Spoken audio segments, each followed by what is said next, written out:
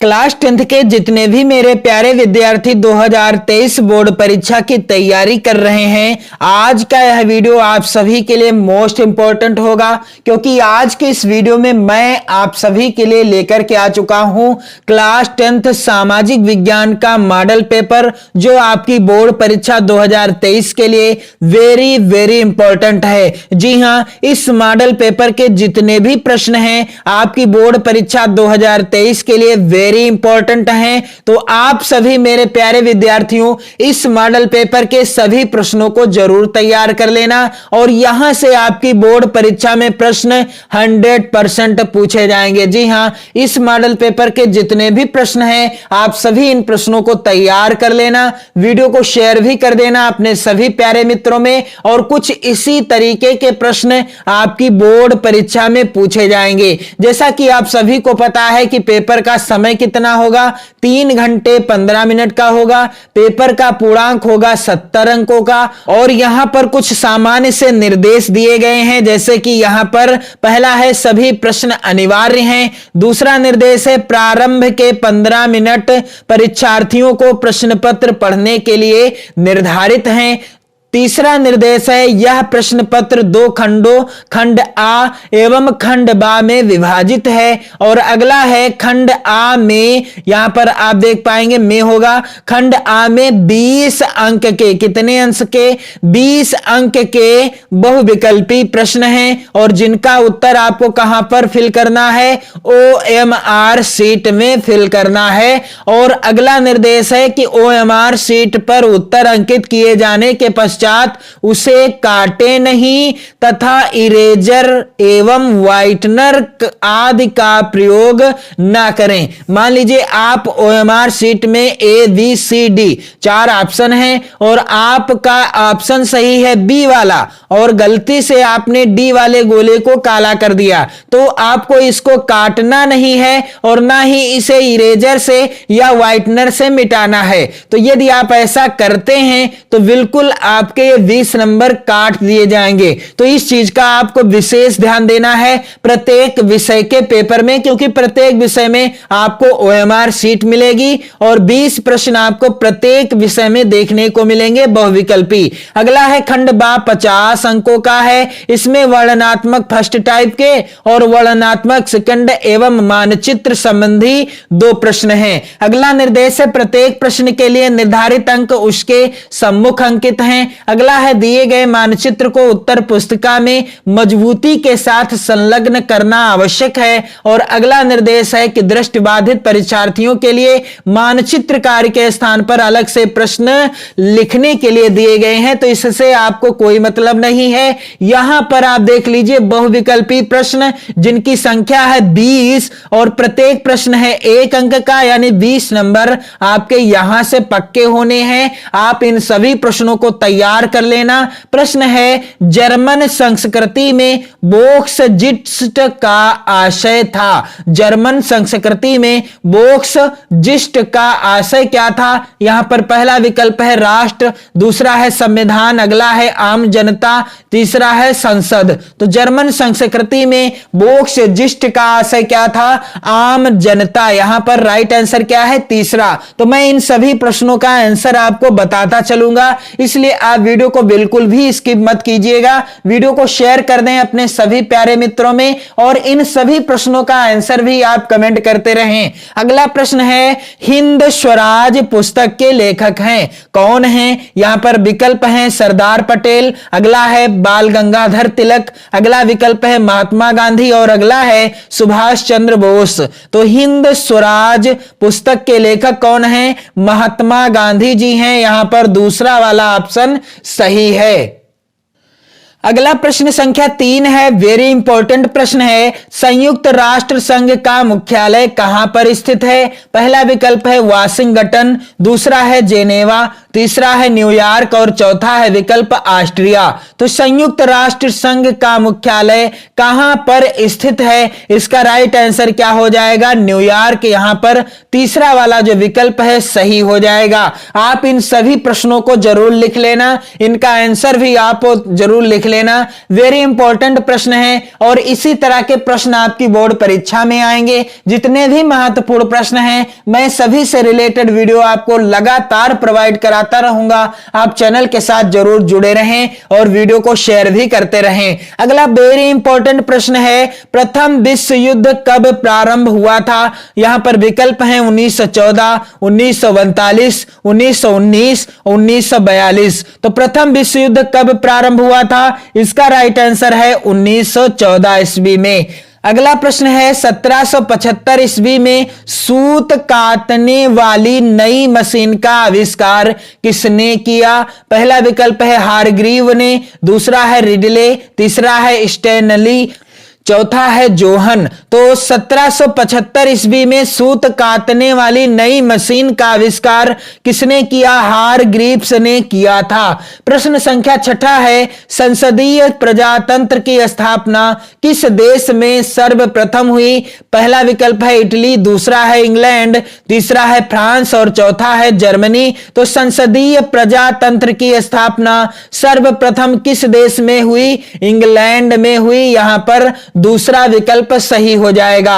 अगला प्रश्न है, भारतीय संघ में अवशिष्ट शक्तियां किसको प्राप्त हैं? यहां पर पहला विकल्प है इस प्रश्न का राज्य, दूसरा है संघ, तीसरा है का और खा दोनों, चौथा है इनमें से कोई नहीं। तो यहां पर राइट आंसर क्या हो जाएगा? यहां पर दूसरा वाला विकल्प सही है। अगला प्रश्न है, काले दस्ताने और बंधी मुट्ठियां किसकी प्रतीक थी? यहां पर पहला विकल्प है विद्रोह की, अगला है शांति की, अगला विकल्प है अश्वेत शक्ति की और चौथा है इनमें से कोई नहीं। तो काले दस्ताने और बंधी मुट्ठियां किसकी प्रतीक थी? यहां पर राइट आंसर क्या हो जाएगा?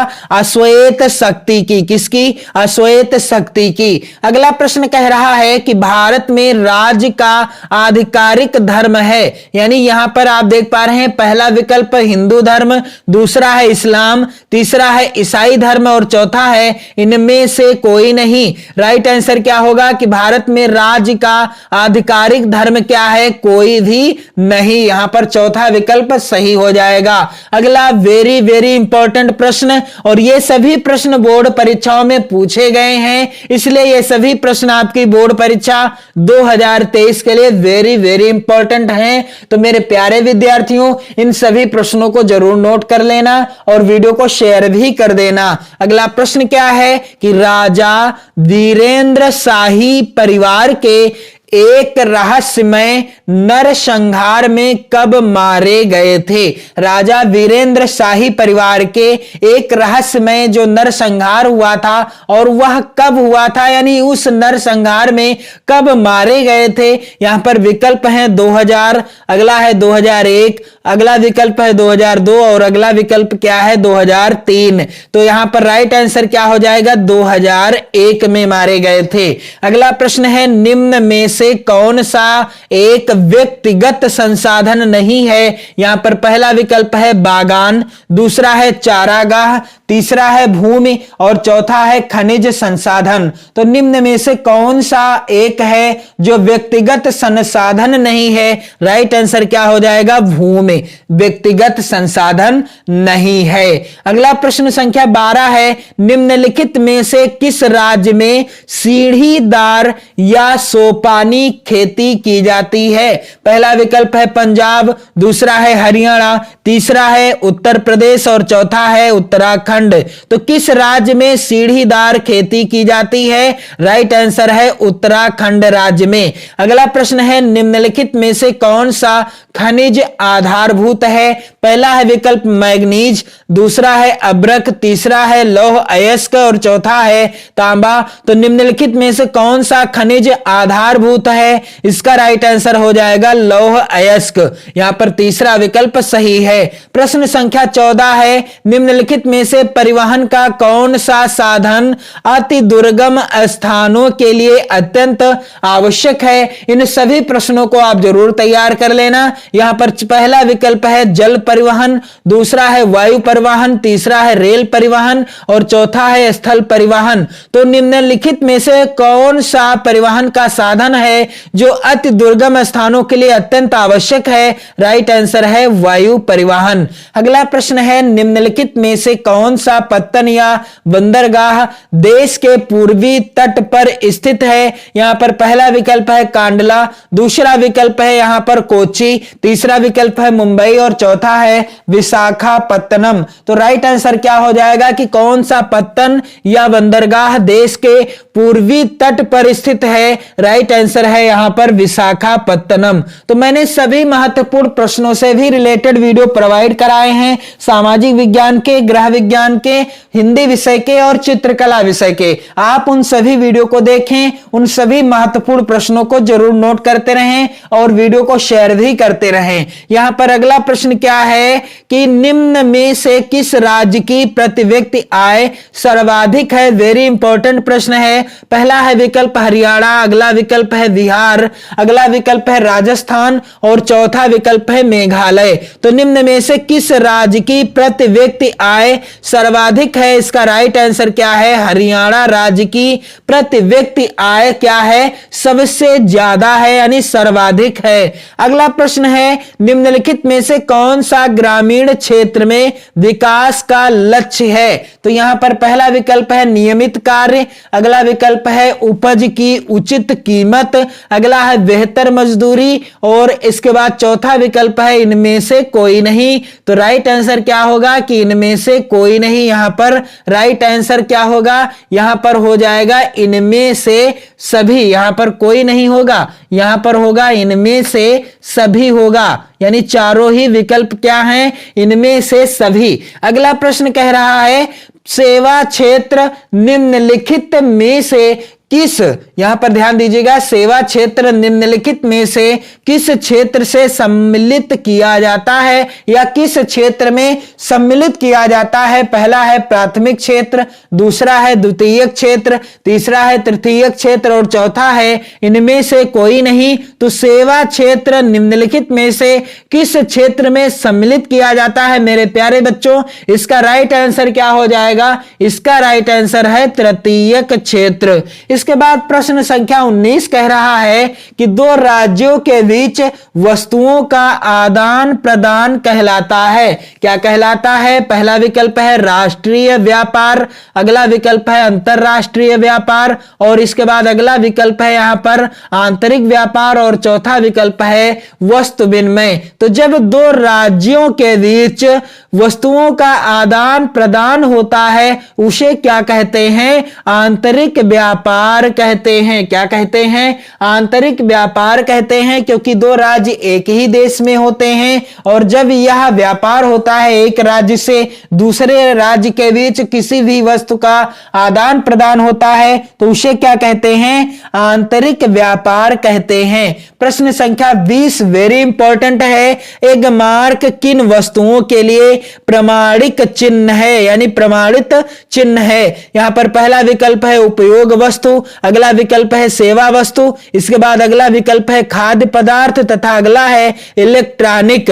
तो एगमार्क किन वस्तुओं के लिए प्रमाणित चिन्ह है? राइट आंसर है खाद्य पदार्थ के लिए। तो 20 प्रश्न आएंगे बहुविकल्पी, जिनका आंसर आपको ओएमआर शीट में देना होगा। इन सभी 20 प्रश्नों को आप जरूर नोट कर लेना, वीडियो को शेयर कर देना, वेरी इंपॉर्टेंट प्रश्न है। इसके बाद खंड बा के अंतर्गत प्रश्न वर्णनात्मक होंगे जो कि इस प्रकार से हैं, यहां पर आप सभी देख सकते हो। वर्णनात्मक फर्स्ट टाइप के प्रश्न होंगे। यहाँ पर उत्तर लगभग 80 शब्दों में देना होगा और प्रत्येक प्रश्न होगा 4 अंक का। कितने अंक का? 4 अंक का होगा और सभी महत्वपूर्ण प्रश्न हैं। इन प्रश्नों को आप जरूर तैयार कर लेना। फ्रांस की क्रांति कब शुरू हुई? उसका मुख्य कारण क्या था? अथवा में प्रश्न आया है असहयोग आंदोलन के मुख्य कारण क्या थे? तो वेरी इंपॉर्टेंट प्रश्न है इस मॉडल पेपर के आपकी बोर्ड परीक्षा 2023 के लिए। आपको करना क्या है, किसी एक प्रश्न का उत्तर देना होगा। यहां पर एक का उत्तर दें या अथवा में प्रश्न आया है इसका उत्तर दें। तो इस मॉडल पेपर के सभी प्रश्नों को आप जरूर तैयार कर लेना मेरे प्यारे बच्चों, ये सभी महत्वपूर्ण प्रश्न हैं। अगला प्रश्न है सत्ता के क्षैतिज वितरण का अर्थ स्पष्ट कीजिए, साथ ही भारत के संदर्भ में उदाहरण प्रस्तुत कीजिए। और अथवा में प्रश्न आया है भूक्षरण रोकने के कोई 3 उपाय सुझाइए। वेरी इंपॉर्टेंट प्रश्न है। और अगला प्रश्न है कृषि की 3 समस्याओं का उल्लेख कीजिए। वेरी इंपॉर्टेंट प्रश्न आपकी बोर्ड परीक्षा 2023 के लिए। और अथवा में प्रश्न बहुत ही ज्यादा महत्वपूर्ण है उपभोक्ता संरक्षण अधिनियम 1986 की प्रमुख विशेषताएं लिखिए। और यहां पर आप देख पा रहे हैं जो चौथा प्रश्न है सबसे ज्यादा महत्वपूर्ण है भारतीय कृषि पर वैश्वीकरण के प्रभाव की संक्षिप्त व्याख्या कीजिए। और अथवा वाला प्रश्न तो और भी ज्यादा महत्वपूर्ण है राष्ट्रीय व्यापार तथा अंतरराष्ट्रीय व्यापार में अंतर बताइए। वेरी इंपॉर्टेंट प्रश्न है। और इसके बाद वर्णनात्मक सेकंड टाइप के जो प्रश्न आएंगे इनका उत्तर आपको लगभग 150 शब्दों में देना होगा। प्रत्येक प्रश्न होगा 6 अंक का। प्रश्न संख्या 5 है यूरोप में राष्ट्रवाद के उदय में जर्मनी एवं इटली के एकीकरण का योगदान बताइए। वेरी वेरी इंपॉर्टेंट प्रश्न आपकी बोर्ड परीक्षा 2023 के लिए। और अथवा में प्रश्न है कि ब्रेटेन वुड्स ट्विन यानी ब्रेटेन वुड्स की जुड़वा संतान किन्हें कहा जाता है। वेरी इंपॉर्टेंट प्रश्न है ये सभी, आप तैयार कर लेना इन सभी प्रश्नों को 2023 की बोर्ड परीक्षा के लिए। प्रश्न संख्या 6 है यहां पर भारत में स्थानीय स्वशासन के किन्हीं 3 गुणों एवं समस्याओं का उल्लेख कीजिए। और अथवा में प्रश्न है कि सामाजिक विभाजन किस तरह से राजनीति को प्रभावित करते हैं, 2 उदाहरण भी दीजिए। और यहां पर प्रश्न संख्या 7 वेरी इंपॉर्टेंट है संसाधन का अर्थ लिखिए। एक संसाधन के रूप में भूमि का उपयोग किन उद्देश्यों के लिए किया जाता है, व्याख्या कीजिए। और अथवा में जो प्रश्न है सबसे ज्यादा महत्वपूर्ण प्रश्न कह रहा है कि भारत में पाई जाने वाली मुख्य फसलों पर एक लेख लिखिए। और प्रश्न संख्या 8 है मेरे प्यारे बच्चों क्या कि प्राथमिक एवं द्वितीयक क्षेत्रों की विशेषताओं की विवेचना कीजिए। और अथवा में प्रश्न है कि वैश्वीकरण ने किस तरह भारतीय अर्थव्यवस्था की सहायता की है, उचित उदाहरणों की सहायता से समझाइए। तो ये सभी प्रश्न महत्वपूर्ण हैं, आप सभी को तैयार कर लेना। इसके बाद प्रश्न संख्या 9 के अंतर्गत यहां पर आप देख पाएंगे मानचित्र संबंधी प्रश्न आएंगे। यहां पर 9 का के अंतर्गत प्रश्न है निम्नलिखित स्थानों को भारत के रेखा मानचित्र में इस चिन्ह भी दिया होगा जिस चिन्ह के द्वारा आपको दर्शाना है और नाम सहित दर्शाना है, जिसके लिए सही नाम तथा सही अंकन है तो 1/2 प्लस 1/2 अंक निर्धारित है। तो वह स्थान जहां अंग्रेजों ने अपनी पहली राजधानी बनाई आप यहां पर दर्शाएंगे। जो मानचित्र आपको मिलेगा बोर्ड परीक्षा में उसमें दर्शाना है। तो ये सभी प्रश्न भी महत्वपूर्ण हैं। यहां पर आप देख पा रहे हैं वह स्थान जहां चौरी चौरा कांड हुआ, अगला है वह स्थान जहां प्रसिद्ध स्वर्ण मंदिर स्थित है और अगला है वह स्थान जहां आनंद भवन स्थित है। अगला है वह स्थान जहां भारतीय राष्ट्रीय कांग्रेस का प्रथम अधिवेशन हुआ था। इसके बाद प्रश्न देखने को मिलेंगे आपको केवल दृष्टिबाधित परीक्षार्थियों के लिए मानचित्र कार्य के विकल्प के रूप में, तो इन्हें आपको बिल्कुल नहीं करना है। फिर 9 खा के अंतर्गत फिर प्रश्न पूछा जाएगा क्या कि दिए गए भारत के मानचित्र में निम्नलिखित को दर्शाइए। नागार्जुन सागर बांध, यहां पर चिन्ह भी दिया होगा, चिन्ह द्वारा नाम सहित यानी जिस चिन्ह से आपको दर्शाना है वो चिन्ह भी दिया होगा। तो यहां पर आप देख पा रहे हैं, यहां पर 5 प्रश्न हैं, आप देख सकते हैं पांचों महत्वपूर्ण हैं। आप इन सभी को तैयार कर लेना और आप सभी इस मॉडल पेपर के सभी प्रश्नों को तैयार कर लेना। मैं आपसे रिक्वेस्ट करता हूं कि आप इन सभी प्रश्नों को तैयार कर लेना, वेरी इंपॉर्टेंट हैं। और मैं आपके लिए जल्द ही अन्य मॉडल पेपर भी प्रोवाइड कराना स्टार्ट कर दूंगा। बस आप चैनल के साथ जुड़े रहें, वीडियो को शेयर कर दें, सभी प्रश्नों को भी तैयार कर लें। जय हिंद।